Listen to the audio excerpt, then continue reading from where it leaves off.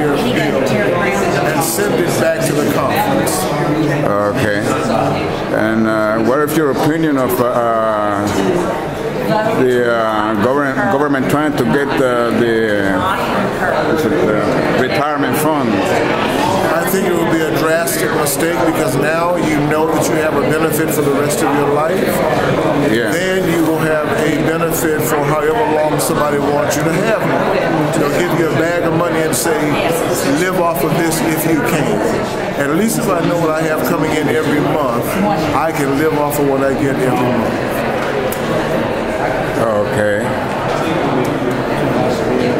And that was Mr. Gregory Mills. Yes. Okay.